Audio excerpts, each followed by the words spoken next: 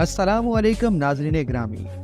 پوری دنیا پر حکومت کرنے والا ایک ایسا جابر اور ظالم بادشاہ جو یہودیوں پر اللہ تعالیٰ کا عذاب بن کر نازل ہوا، اور اس نے یہودیوں کو چن چن کر ان کا قتل کیا اور یہودیوں کے عروج کو زوال میں بدل دیا۔ پیارے دوستو، آج کی اس ویڈیو میں ہم آپ کو بتائیں گے بخت نصر کون تھا، اور یہ کافر اور ظالم بادشاہ یہودیوں پر اللہ تعالیٰ کا عذاب بن کر کیسے نازل ہوا، اور بخت نصر بادشاہ کا دور حکومت کیسے ختم ہوا، اور اللہ تعالیٰ نے اس کا انجام کیا کیا۔ ناظرین گرامی، ان تمام تر سوالات کے جوابات قرآن و احادیث کی روشنی میں آج کی اس ویڈیو میں ہم آپ کو بتائیں گے، لہٰذا آپ سے گزارش ہے کہ ہماری اس ویڈیو کو اینڈ تک ضرور دیکھیے گا تاکہ آپ مکمل حقائق سے آگاہ ہو سکیں۔ دنیا کی تاریخ میں بہت بڑے بادشاہ آئے جنہوں نے دنیا میں حکومت کی، لیکن صرف 4 بادشاہ ایسے تھے جن کو اللہ تعالیٰ نے پوری روئے زمین پر حکومت عطا فرمائی تھی۔ مشرق سے لے کر مغرب تک اور شمال سے لے کر جنوب تک انہی کا حکم چلتا تھا۔ پوری دنیا پر حکومت کرنے والے ان 4 بادشاہ میں سے 2 بادشاہ مسلمان تھے جن کا نام حضرت ذوالقرنین علیہ السلام اور حضرت سلیمان علیہ السلام، اور 2 بادشاہ کافر تھے جن میں سے ایک نمرود اور دوسرا بخت نصر۔ اللہ تعالیٰ کسی بھی قوم پر بغیر کسی سبب کے اچانک سے عذاب نازل نہیں فرماتا۔ کسی بھی قوم کا زوال اس وقت شروع ہوتا ہے جب وہ قوم طرح طرح کی برائیوں کے اندر مبتلا ہو جاتی ہے اور کفر و شرک کر بیٹھتی ہے۔ معصوم لوگوں پر ظلم و ستم کرنا اور اللہ تعالیٰ کے احکامات کو نہ ماننا اور کفر و شرک کرنا، اور یہ سب بدعمالی پہلی قوموں کی ہلاکت کا سبب بنی۔ ناظرین گرامی، ایک وقت تھا کہ یہودی اور بنی اسرائیل کی قوم اللہ تعالیٰ کی لاڈلی قوم تھی۔ یہ قوم اللہ تعالیٰ سے جو بھی مانگتی اللہ تعالیٰ ان کو عطا فرماتا۔ حضرت یعقوب علیہ السلام کے بعد سے لے کر حضرت عیسیٰ علیہ السلام تک جتنے بھی نبی آئے، یہ سب یہودیوں اور قوم بنی اسرائیل کی ہدایت کے لیے تشریف لائے۔ اللہ تعالیٰ اس قوم کو ہر طرح کی نعمتوں سے نوازتا، لیکن یہ قوم ہر نبی کے دور میں اللہ تعالیٰ کی نافرمانیاں کرتی اور کفر و شرک میں مبتلا ہو جاتی۔ نتیجتاً اللہ تعالیٰ نے ان پر اپنا دردناک عذاب نازل فرمایا، اور جب یہ قوم اللہ تعالیٰ کی بارگاہ میں اپنے گناہوں کی معافی طلب کرتی تو اللہ تعالیٰ ان کو معاف فرما دیتا اور ان کو دوبارہ سے عزت اور عروج عطا فرماتا۔ ناظرین گرامی، حضرت سلیمان علیہ السلام کے زمانے میں یہودی قوم یروشلم کے اندر آباد تھی، اور حضرت سلیمان علیہ السلام کے زمانے میں اس قوم نے پوری دنیا پر راج کیا۔ لیکن حضرت سلیمان علیہ السلام اس دنیا تشریف لے گئے، اور ان کے تقریباً 400 سال بعد یہ قوم پھر سے اللہ تعالیٰ کی نافرمانیاں کرنے لگی اور کفر و شرک کے اندر مبتلا ہو گئی۔ اس طرح یہ قوم طرح طرح کی برائیوں کے اندر مبتلا ہو گئی، اور اللہ تعالیٰ نے اس دور کے ایک جابر اور ظالم بادشاہ جس کو دنیا بخت نصر کے نام سے جانتی ہے، اس کو ان پر مسلط کر دیا، اور وقت نظر اللہ تبارک و تعالیٰ کا عذاب بن کر یہودیوں پر نازل ہوا۔ ناظرین گرامی، بخت نصر بادشاہ کا دور حکومت حضرت سلیمان علیہ السلام کے دور حکومت کے بعد شروع ہوا، اور اللہ تعالیٰ نے اس کو بھی پوری روئے زمین کی بادشاہت عطا فرمائی تھی۔ بخت نصر کی پیدائش کے بارے میں 2 طرح کی روایات ملتی ہیں۔ ایک روایت کے مطابق اس کے ماں باپ نے اس کو پیدا کر کے نصر نامی بت کے پاس لاوارث چھوڑ دیا تھا۔ یہ بت اس دور کے اندر بہت زیادہ پوجا جاتا تھا، کیونکہ یہ بچہ لوگوں نصر نامی بت کے پاس سے ملا تھا، چنانچہ لوگوں نے اس بچے کا نام بخت نصر یعنی نصر بت کا بیٹا رکھ دیا۔ اور ایک دوسری روایت کے مطابق یہ ایک بادشاہ کے گھر میں پیدا ہوا تھا، اور اس کا باپ ایک بہت بڑا بادشاہ تھا۔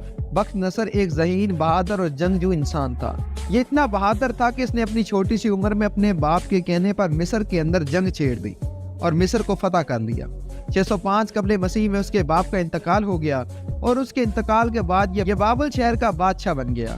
بادشاہ بننے کے بعد بخت نصر نے بہت سارے ممالک پر حملہ کیا اور ان کو اپنے قبضے میں لے لیا، اور ادھر یہودی اور قوم بنی اسرائیل جو کہ یروشلم کے اندر آباد تھی اور طرح طرح کی برائیوں کے اندر مبتلا ہو چکی تھی۔ یہ لوگ کھلے عام اپنی بدعمالیوں میں مدمست تھے، اللہ تعالیٰ کی نافرمانیاں کر رہے تھے، اور اللہ تعالیٰ کی ذات کو جھوٹ کہہ کر کفر و شرک کے اندر مبتلا ہو چکے تھے۔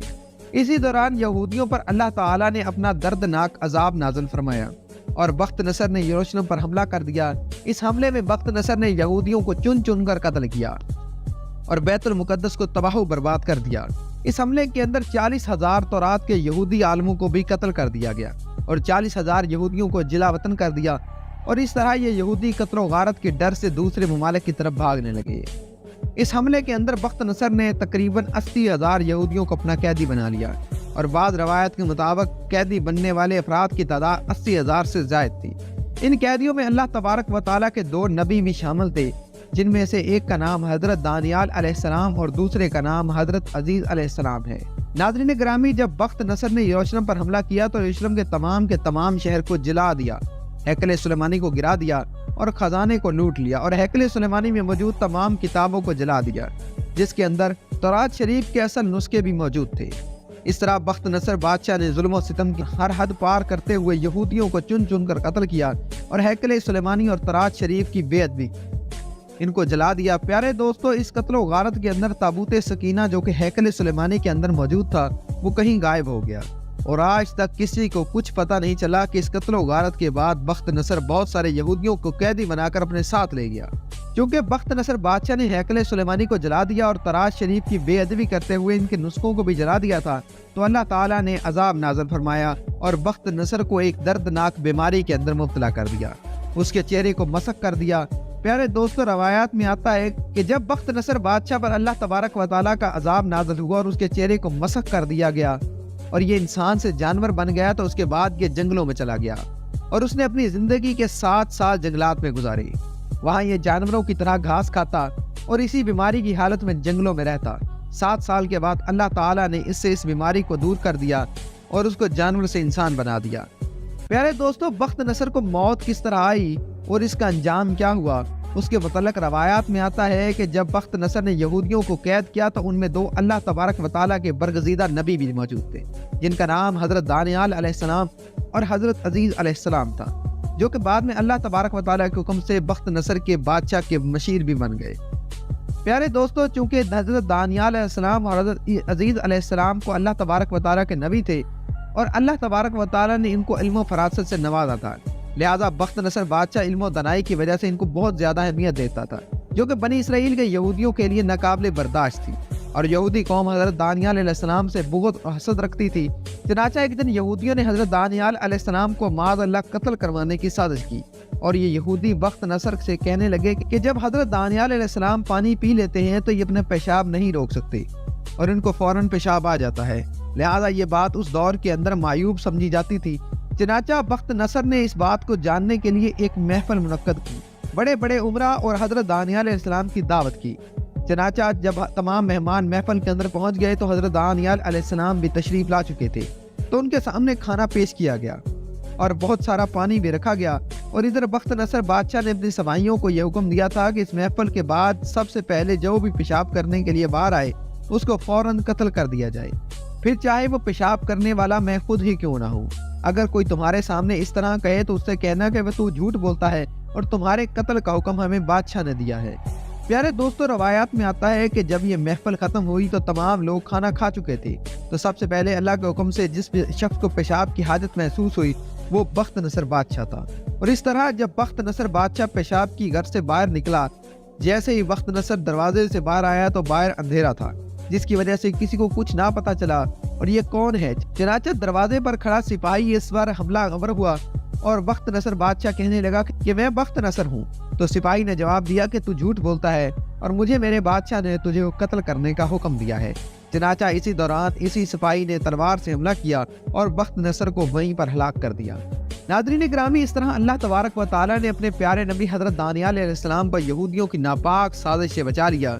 जो बख्त नसर बादशाह और हजरत दानियाल अलैहिस्सलाम को कत्ल करना चाहता था वो खुद ही अपने सिपाहियों के हाथों कत्ल हो गया। अल्लाह तबारक व तआला से दुआ है कि अल्लाह पाक हमें सीधे रास्ते पर चलने की तौफीक अता फरमाए और अपने प्यारे नबी हजरत मोहम्मद सल्लल्लाहु अलैहि वसल्लम की मोहब्बत के अंदर जीना मरना नसीब फरमाए। आमीन सुम आमीन। उम्मीद करते हैं कि आपको हमारी ये वीडियो पसंद आई होगी। अगर आपको हमारी ये वीडियो पसंद आई हो तो हमारे चैनल को सब्सक्राइब करें, वीडियो को लाइक करें और बेल आइकन को जरूर प्रेस करें ताकि हर आने वाली नई वीडियो आप तक जल्द अज जल्द पहुंच सके। अल्लाह निगहबान।